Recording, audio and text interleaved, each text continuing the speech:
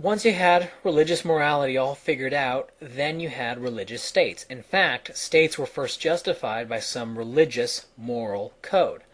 That is the only way anyone would agree to an arrangement whereby some guy could just imprison or kill you for breaking the moral code. Because if it were just some rules written by men and not by God or dictated by God or something like that, nobody would think it special.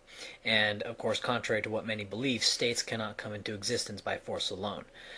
The change in states followed the change in morality. As more and more people became literate, the inerrancy of the Bible, and of course the horrible religious wars in the Holy Roman Empire in Germany, the inerrancy of the Bible became more and more questionable. And you saw a transition from religious morality to secular morality. And this transition period is exemplified by St. Thomas Aquinas, who worked tirelessly to spin the Bible into a consistent moral framework.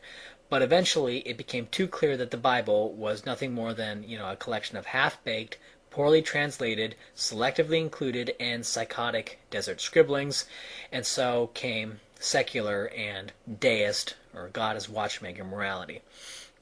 I'm not too concerned with secular moral codes, such as those written by Rand, Rothbard, Hoppe, or Molyneux, because I know they mean just about as much as the contortions of St. Thomas Aquinas.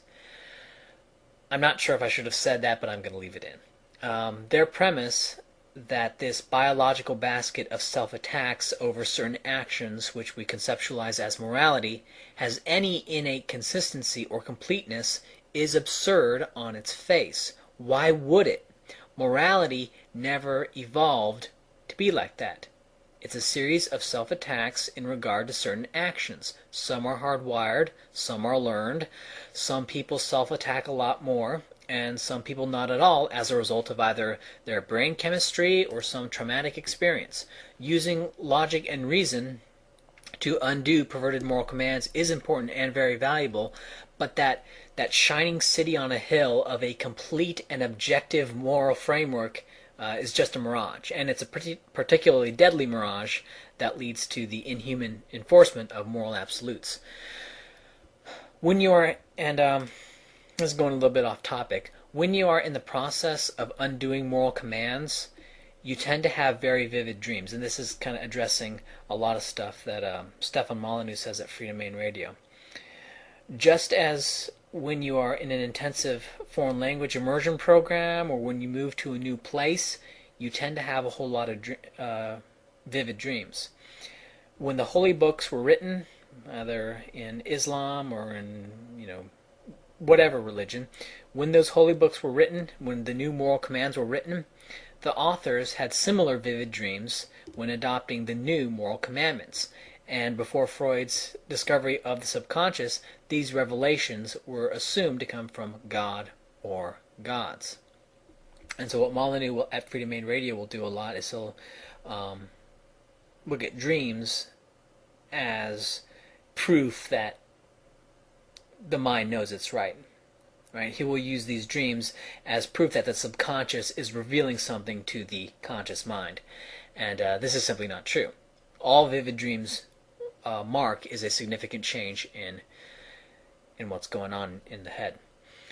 I'm not saying that we should no longer talk about morality or that we should abandon it, but that we should recognize morality for what it is, an evolutionary device that exists for the sole purpose of creating a humane society. I also believe it is important to demystify dreams and systematize dream analysis, but that's another topic for another time.